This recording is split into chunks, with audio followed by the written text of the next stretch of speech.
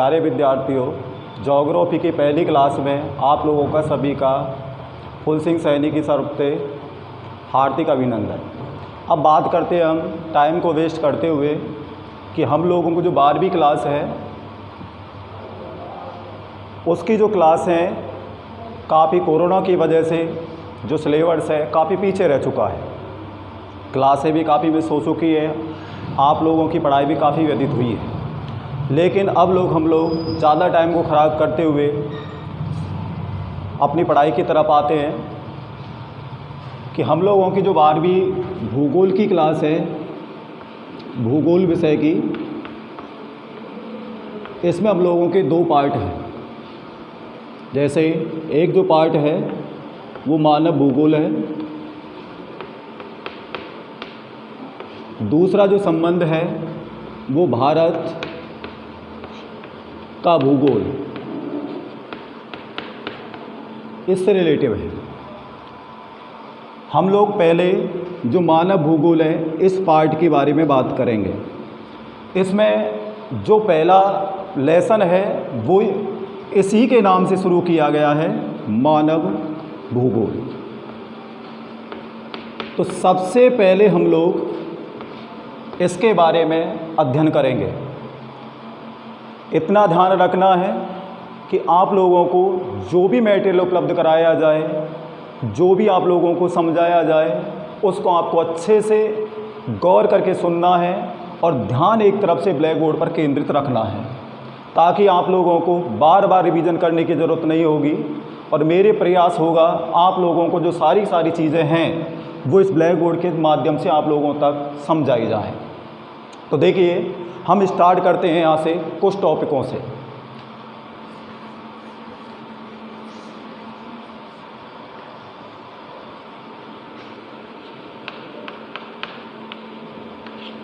जैसे सबसे पहले हम लोग इस भूगोल के बारे में ही बात करेंगे।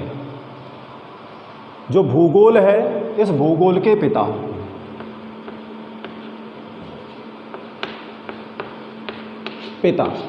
कि भूगोल का पिता कौन है। जैसे भूगोल का पिता कहा जाता है हिकेटियस को,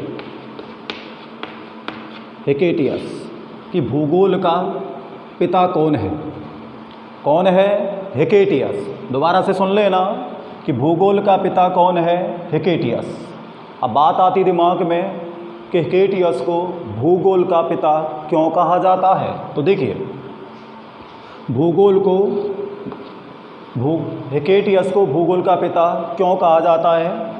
तो इन्होंने सबसे पहले भूगोल के बारे में जो कुछ भी ज्ञान उपलब्ध था उसको सबसे पहले व्यवस्थित रूप में हिकेटियस ने प्रस्तुत किया था।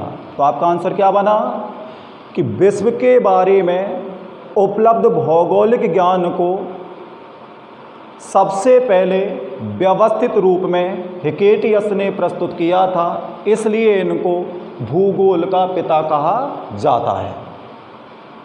तो देखिए, इन्होंने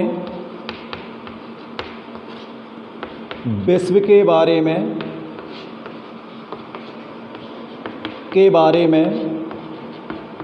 उपलब्ध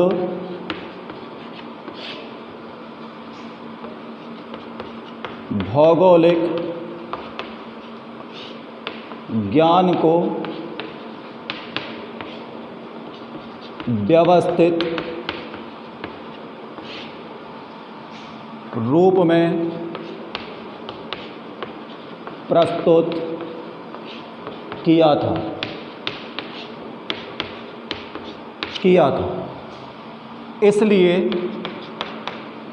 इसलिए हिकेटियस को भूगोल का पिता कहा जाता है। चाहे तो आप लोगों को ये जो सारा लेसन था वो नोटबुक में नोट करा दिया गया है, इसलिए तुम लोगों को एक रिवाइज करने की ज़रूरत है। उसके बाद बात करते हैं जोग्राफी, भूगोल या जोग्राफी, जोग्राफी दोनों शब्दों से आ सकता है, भूगोल या जोग्राफी शब्द का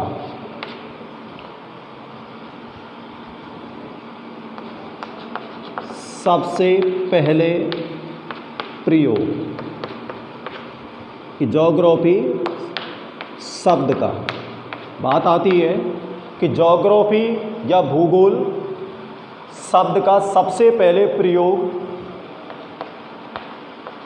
किस विद्वान ने किया था। तो बात आती है किसने किया था, तो इसका राइट आंसर आएगा आपका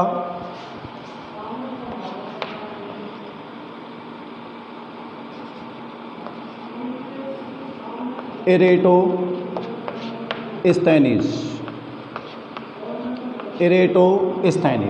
तो देखिए दो चीज़ें निकल के सामने आई, गौर से ध्यान रखना। भूगोल का पिता कौन है? हिकेटियस। क्यों है? क्योंकि उन्होंने विश्व के बारे में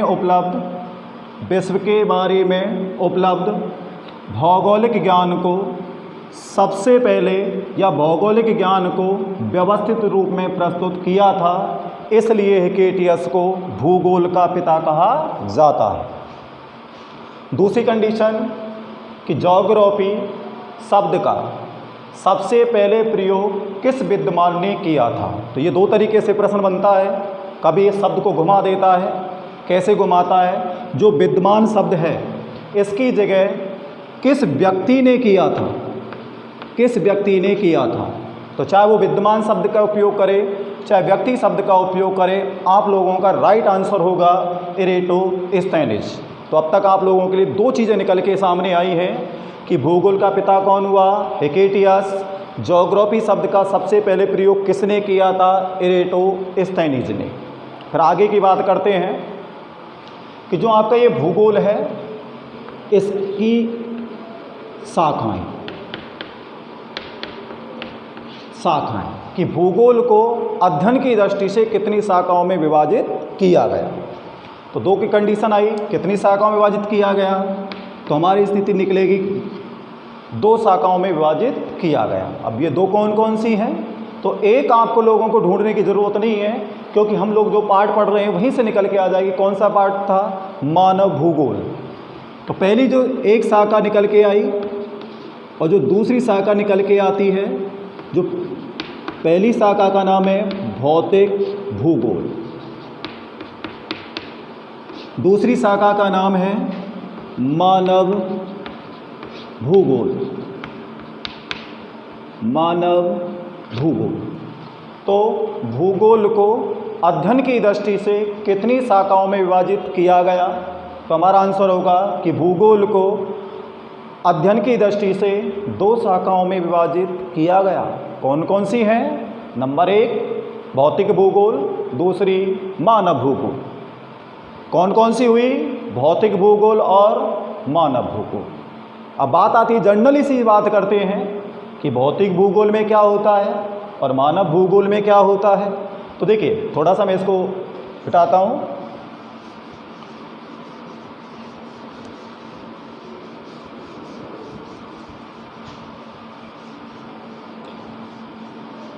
देखिए जो भौतिक भूगोल है, अब हम लोग बात करते हैं, जब हम पूरी पृथ्वी का अवलोकन करें, अपने विचारों से अवलोकन करते हैं, तो दो चीज़ें सामान्य रूप से दिखती हैं। क्या क्या दिखती हैं? एक तो कुछ ऐसी चीज़ें दिखती हैं जो प्रकृति के द्वारा स्वतः निर्मित हैं, जो प्रकृति ने हम लोगों को एक उपहार के रूप में उपलब्ध कराई है। तो और एक ऐसी चीज़ें हैं जो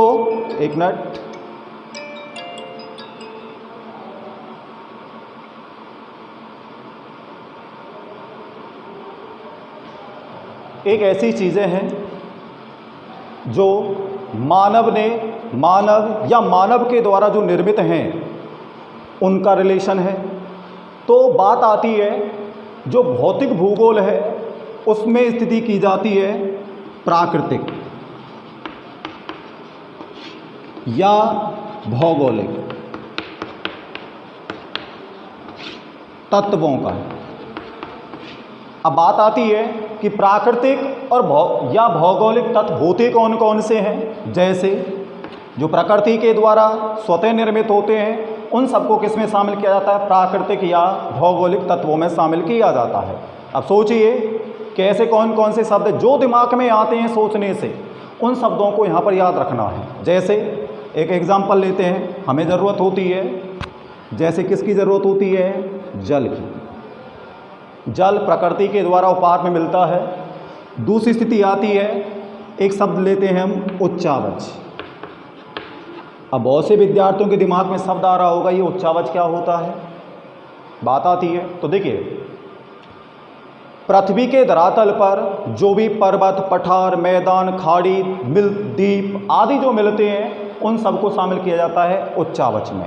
यानी पृथ्वी के धरातल पर स्थित आकृतियों को या भू आकृतियों को किस में शामिल करते हैं, उच्चावचों में।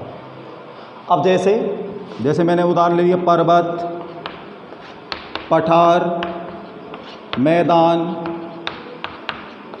खाड़ी आदि, ये सारी शामिल किए जाएंगे उच्चावच में। इसके अलावा और देखिए,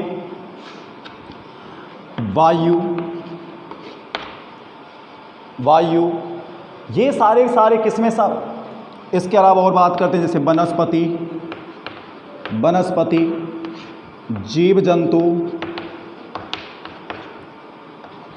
पशु पक्षी, ये सारे जो हैं वो प्राकृतिक या भौगोलिक तत्व होते हैं। अब इन प्राकृतिक या भौगोलिक जो तत्व होते हैं उन तत्वों का जिस शाखा में अध्ययन किया जाता है उसको क्या कहेंगे आप, भौतिक भूगोल। तो कैसे परिभाषा बनेगी कि भूगोल की वह शाखा जिसमें प्राकृतिक या भौगोलिक तत्वों जैसे जल, उच्चावच या कह सकते हैं पर्वत, पठार, मैदान, वायु, वनस्पति, जीव जंतु, पशु पक्षी, इनका जिसमें अध्ययन किया जाता है उसको भौतिक भूगोल कहा जाता है। आई बात समझ में? एक बार और रिमाइंड करते हैं। भूगोल की वह शाखा जिसमें प्राकृतिक या भौगोलिक तत्वों जैसे जल, पर्वत, पठार, मैदान, खाड़ी, वनस्पति, जीव जंतु, पशु पक्षी आदि का अध्ययन किया जाता है उसको भौतिक भूगोल कहा जाता है। अब यहीं पर एक प्रश्न और दिमाग में आना चाहिए कि जैसे हम लोगों ने पढ़ा था कि भूगोल का पिता कौन है, भूगोल का पिता कौन है, पिता। तो मैंने आप लोगों को जो आंसर दिया था उसका नाम निकल के आया था हिकेटियस। इसी तरह से तो देखिए आगे, हिकेटियस। इसी तरह से जो भूगोल की जो शाखाएं थी, भौतिक भूगोल और मानव भूगोल, अब इनके भी पिता हैं। अब इनके पिता कौन कौन हैं? अब सबसे पहले निकाल के सामने आते कि भौतिक भूगोल का पिता कौन है। इसका पिता कौन है? तो इसका पिता है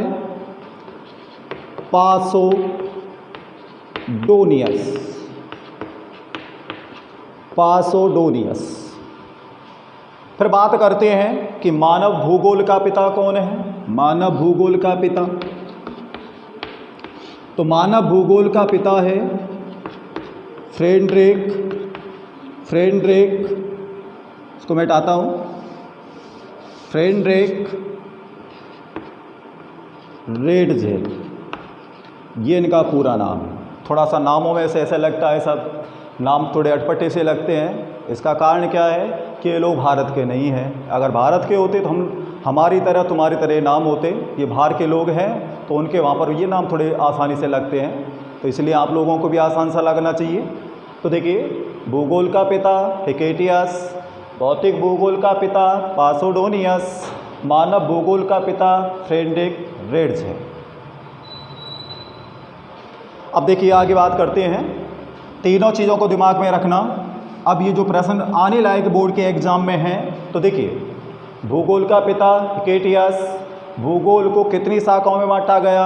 2 शाखाओं में। नंबर 1 भौतिक भूगोल, नंबर 2 मानव भूगोल। अगला प्रश्न दिमाग में आना चाहिए कि भौतिक भूगोल का पिता कौन है? पासोडोनियस। मानव भूगोल का पिता कौन है? फ्रेडरिक रेडज़र। अब बात करते हैं आगे की स्थिति में। ये आप लोगों के लिए ध्यान रखना है इस व्यक्ति के बारे में, ये आप लोगों को बहुत परेशान करेगा। तो देखिए,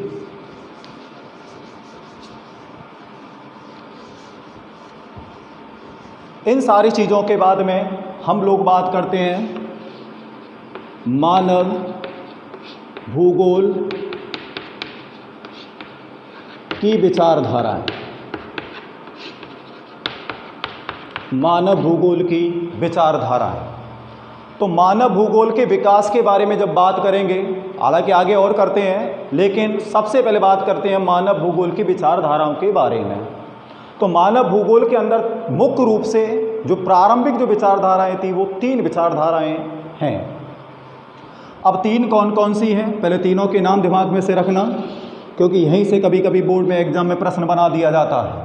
कौन कौन सी हैं? तो नंबर 1 का बात करते हैं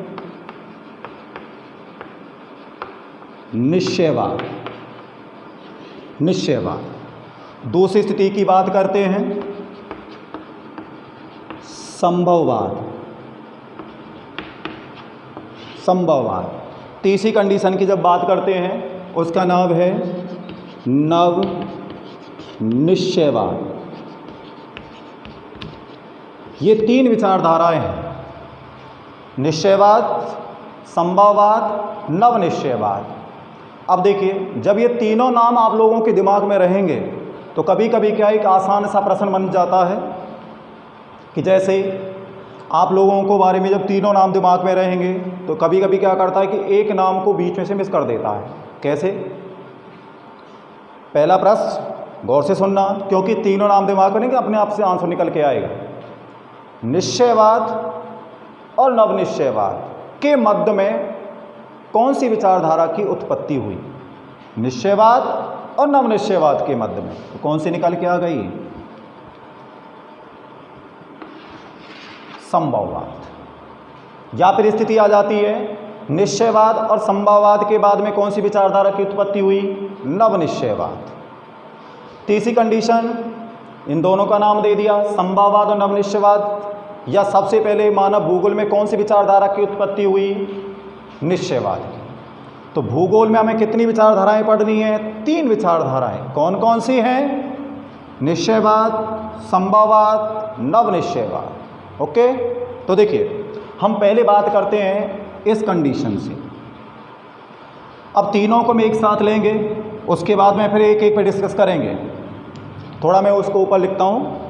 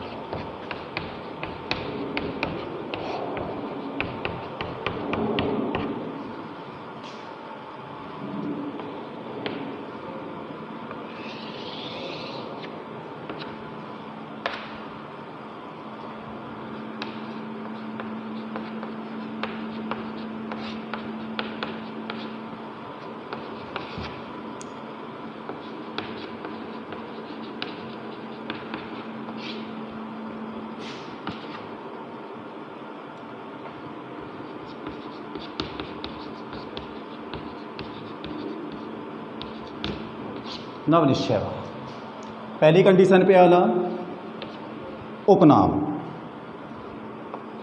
उपनाम, सारी तीनों के उपनामों के बारे में चर्चा करेंगे। पहले नंबर पर हम आते हैं निश्चयवाद के बारे में। कौन सी कंडीशन हुई जिसके उपनाम? देखिए, नंबर 1, इसी को नाम दिया जाता है पर्यावरणीय निश्चयवाद। पर्यावरणीय निश्चयवाद, इसी को नाम दिया जाता है नियतिवाद, या इसको ऑब्लिक में करके कह सकते हैं नियतिवादी। जैसे इस पे भी कंफ्यूज मत होना, कभी कभी यहाँ पर भी गोच कर देता है वो थोड़ा सा।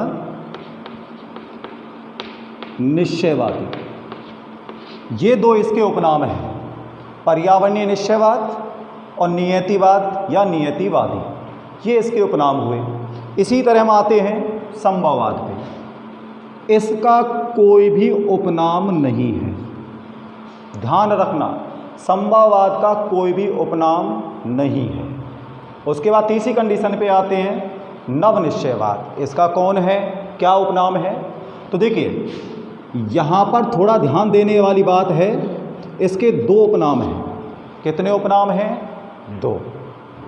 लेकिन आपके बोर्ड की बुक के हिसाब से अगर हम राइट एक आंसर, एक शब्द दिया गया है बोर्ड की बुकों में, उसका नाम है इसका रुको जाओ। रुको जाओ। अब वो रुको जाओ क्यों कहा जाता है, ये थोड़ा लास्ट में आके डिस्कस करना है, नाम दिमाग में रखना है। इसका क्या उपनाम हो? एक तो रुको जाओ। एक इसी को नाम दिया जाता है वैज्ञानिक निश्चयवाद। वैज्ञानिक निश्चयवाद। आपकी बोर्ड की अगर एक शब्द पूछा जाता है तो आप लोगों को कोशिश ये करनी है कि इसी शब्द को इस्तेमाल करना है। अगर कौन कौन से नामों से पूछा जाता है, एक से अधिक नाम पूछे जाते हैं, तो आप लोगों को ये दो नाम बताने हैं। अधिकतर कोशिश होते, बोर्ड के एग्जाम में एक बार प्रश्न आ चुका है कि नवनिश्चयवाद को अन्य किस नाम से जाना जाता है।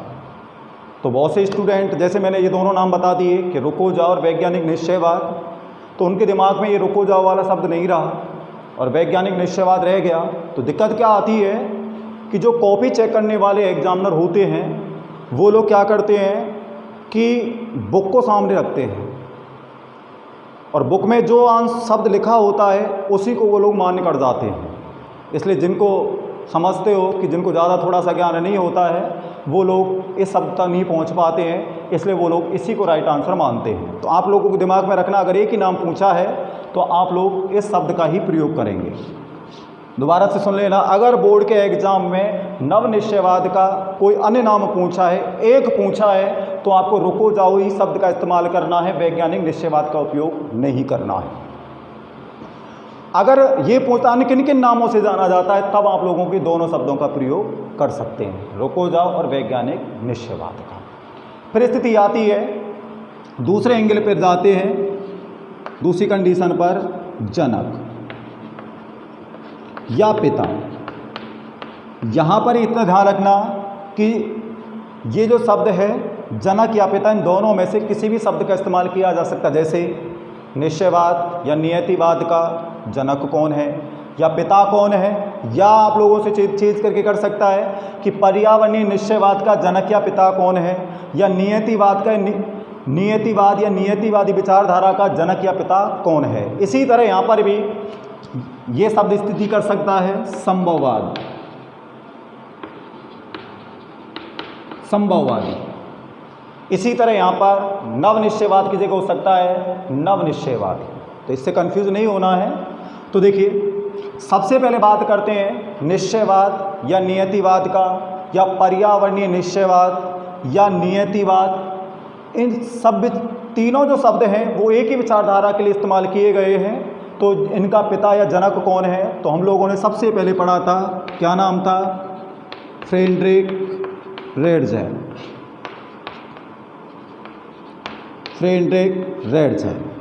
दोबारा सुन लेना, निश्चयवाद या नियतिवाद, पर्यावरणीय निश्चयवाद या नियतिवाद, नियतिवाद या नियतिवादी विचारधारा का जनक या पिता कौन है, फ्रेडरिक रेडजेल। तो मैंने आपको पहले पूर्व में बता दिया गया कि आपको थोड़ा रेडजेल परेशान करेगा। तो देखिए दोबारा से नाम आ चुका है। उसके बाद स्थिति करते हैं, आगे चलते हैं इस वाली स्थिति पे, संभववाद के ऊपर। तो देखिए संभववाद की स्थिति में करेंगे तो जब इसका उपनाम नहीं है तो इसके लिए एक लाइन एक्स्ट्रा है। वो एक्स्ट्रा शब्द क्या है? तो आप बात आएगी कि संभववाद या संभववादी शब्द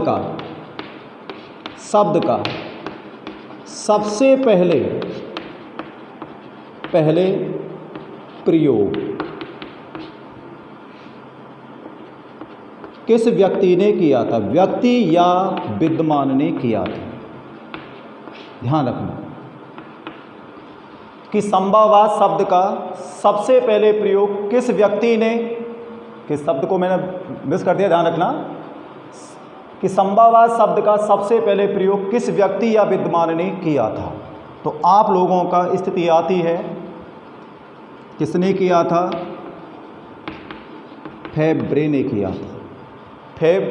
फेब्रे ने किया था कि संभववाद शब्द का सबसे पहले प्रयोग करने वाले व्यक्ति या विद्वान कौन है? फेब्रे। फिर स्थिति चलते हैं इसके सीध में कि संभववाद का पिता या जनक कौन है। तो देखिए यहाँ कंडीशन थोड़ी सी और घुमाएगा। इसका पिता या जनक कौन है? किसका? संभववाद का। या कभी कभी स्थिति आ जाती है कि संभववाद की नींव किसने रखी थी? संभववाद की नींव किसने रखी थी? या संभववाद का पिता या जनक कौन है? या स्थिति आ जाती है संभववाद का संस्थापक कौन है? संस्थापक कौन है? तो तीनों चारों शब्दों से वो घुमाता है। पहली स्थिति ध्यान रखना, संभववाद का पिता कौन है, या संभववाद का जनक कौन है, या संभववाद की नींव किसने रखी थी, या संभववाद का संस्थापक कौन है। एक ही आंसर है, थोड़ा नाम बहुत बड़ा है। तो देखिए स्थिति क्या है, उसकी स्थिति में आएगा बिडाल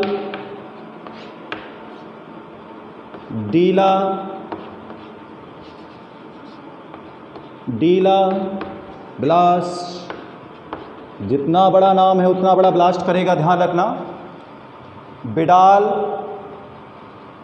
डी ला ब्लास, ये स्पेस देके ऐसे नाम लिखने हैं, ये ध्यान रखना। बिडाल डी ला ब्लास। तो दो स्थिति हुई। संभववाद शब्द का सबसे पहले प्रयोग करने वाले व्यक्ति या विद्वान कौन हुए? फेब्रे। संभववाद का पिता या जनक कौन है, या संभववाद की नींव किसने रखी थी, या संभववाद का संस्थापक कौन है? बिडाल डीला ब्लास। बिडाल डीला ब्लास। उसके बाद चलते हैं नवनिश्चयवाद के बारे में कि नवनिश्चयवाद का पिता या जनक कौन है, या वही नाम ध्यान रखना है संस्थापक कौन है। संस्थापक कौन है? कोई सी कंडीशन से पूछ सकता है, ध्यान रखना कि नवनिश्चयवाद का या रुको जाओ का या वैज्ञानिक निश्चयवाद का पिता या जनक या संस्थापक कौन है। तो आपके दिमाग में आना चाहिए कौन है। तो दर्जियों को क्या कहते हैं? टेलर। तो देखिए इसी का नाम भी टेलर सही है, उसका नाम है ग्रिफिथ। तय मत कर देना, तय करना है ग्रिफिथ टेलर। Griffith Taylor. तो देखिए ये स्थिति सामने निकल के आई। दोबारा देखिए यहाँ से आता है। अब थोड़ा सा मैं ग्रिफिथ टेलर के बारे में बता देता हूँ कि जब हम लोगों की विचारधाराओं की देश की उत्पत्ति के बारे में करेंगे तो थोड़ा सा कंफ्यूज होगा। जो ग्रिफिथ टेलर है वो मूल रूप से ऑस्ट्रेलिया का निवासी था। कहाँ का रहने वाला था? ऑस्ट्रेलिया का। लेकिन उन्होंने अपना पूरा अध्ययन का जो काम किया था वो मूल रूप से अमेरिका में जा कर के किया था। इसलिए ग्रिफिथ टेलर को अमेरिकन भूगोलवेताओं में शामिल किया जाता है। तो इसलिए ध्यान रखना, कहीं ये दिमाग में आ जाए अगर आपसे पूछा कि ग्रिफिथ टेलर कौन से देश का निवासी था, तब आप लोगों को आंसर बताना है ऑस्ट्रेलिया। कौन सा बताना है? ऑस्ट्रेलिया। लेकिन प्रश्न ये आ जाए कि ग्रिफिथ टेलर अमेरिकन भूगोलवेता है या नहीं है, तो अगर बात आती है कि काम कहाँ पर जा कर के किया था, तो उन्होंने कहाँ पर जा कर के किया था? अमेरिका में। इसलिए इनको अमेरिकन भूगोलवेताओं में शामिल किया जाता है। तो देखिए इसी स्थिति से जो फ्रेडरिक रेटजेल है वो जर्मनी से रहने वाला था। बिडाल डी ला ब्लास था वो फ्रांस का रहने वाला था। जो ग्रिफिथ टेलर है उन्होंने अपना अध्ययन का कार्य कहाँ पर जाके किया था? अमेरिका में। इसलिए स्थिति आती है कि जो नव निश्चयवाद है, जो निश्चयवाद है इसकी उत्पत्ति का मतलब है देश से, कि निश्चयवादी या निश्चयवाद विचारधारा की उत्पत्ति कौन से देश में हुई। तो आपकी स्थिति निकल के सामने आएगी, कौन से देश में हुई? जर्मनी में। फिर स्थिति आती है संभववाद की उत्पत्ति कौन से देश में हुई? स्थिति आएगी आपकी फ्रांस। कौन से देश में हुई? फ्रांस में। फिर स्थिति आती है नव निश्चयवाद या रुको जाओ या वैज्ञानिक निश्चयवाद की उत्पत्ति कौन से देश में हुई? तब आपको बताना है अमेरिका। तो 3 स्थिति से सामने आई। निश्चयवाद की उत्पत्ति कौन से देश में हुई? जर्मनी में। संभववाद की उत्पत्ति कौन से देश में हुई? फ्रांस में। नव निश्चयवाद की उत्पत्ति कौन से देश में हुई? अमेरिका में। इसलिए इन विचारधाराओं को, जैसे इसकी उत्पत्ति जर्मनी में है, तो कभी इस स्थिति को ये भी नाम दिया जाता है जर्मन विचारधारा।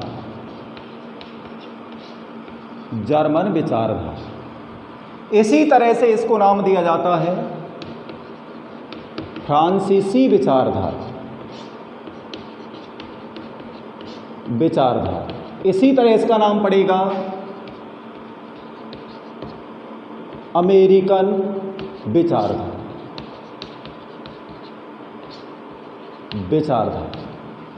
आई बात समझ में? निश्चयवाद की उत्पत्ति कौन से देश में हुई? जर्मनी में, इसलिए इसको क्या कहा जाता है? जर्मन विचारधारा। संभववाद की उत्पत्ति कौन से देश में हुई? फ्रांस में, इसलिए इसको क्या कहा जाता है? फ्रांसीसी विचारधारा। नव निश्चयवाद की उत्पत्ति कौन से देश में हुई? अमेरिका में, इसलिए इसको क्या कहा जाता है? अमेरिकन विचारधारा। अब बात आती है ये तीनों शब्दों से भी क्या स्थिति निकल के आई? फ्रेडरिक हेगल कौन से देश का रहने वाला था? जर्मनी का। विडाल डी लाप्लास कौन से देश का रहने वाला था? फ्रांस का। ग्रिफिथ टेलर के बारे में थोड़ा ध्यान रखना, ये कौन से देश का रहने वाला था? ऑस्ट्रेलिया। लेकिन उन्होंने अपना काम जाकर के कहाँ पर किया?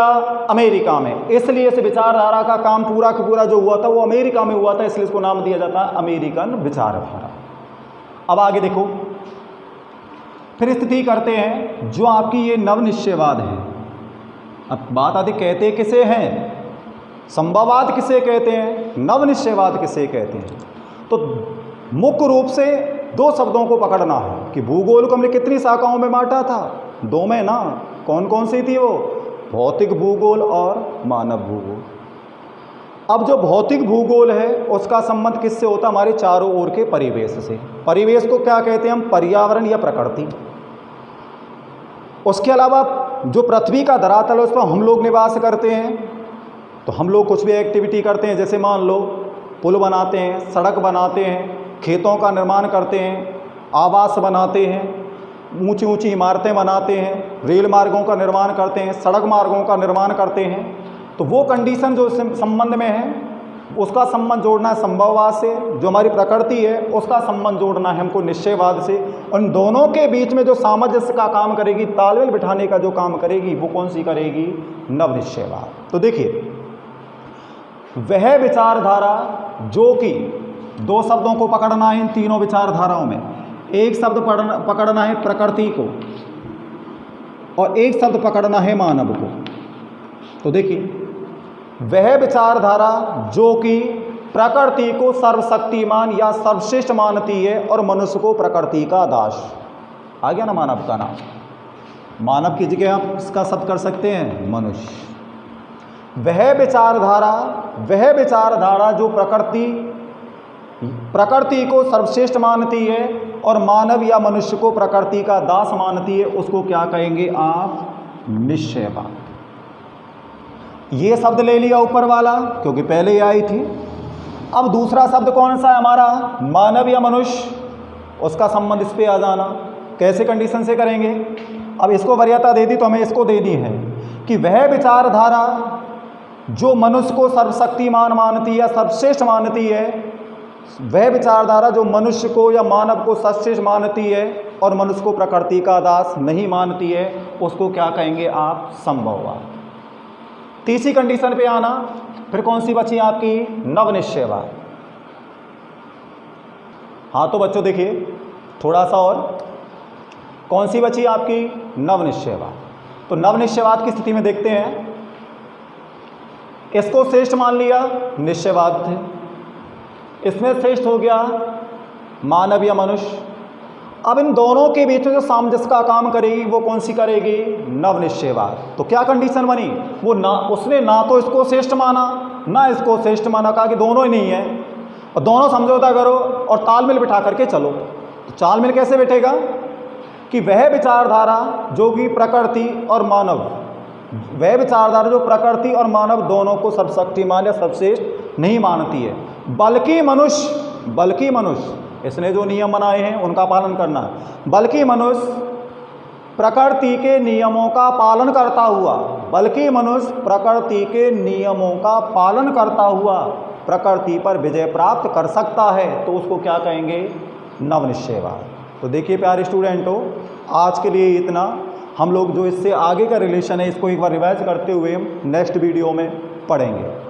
तो मेरे लिए आप लोगों को ज्योग्राफी की जो पहली क्लास है उसके लिए इतने दिन लेट से आई, इसके लिए मैं क्षमा प्रार्थी हूँ। किसी निजी कारणों से थोड़ा मैं व्यस्त था, इसलिए मैं इससे पहले वीडियो नहीं बना पाया, लेकिन इसके बाद प्रॉमिस कि आपकी जो लगातार ज्योग्राफी की वीडियो आप लोगों को उपलब्ध होती रहेंगी। नमस्कार।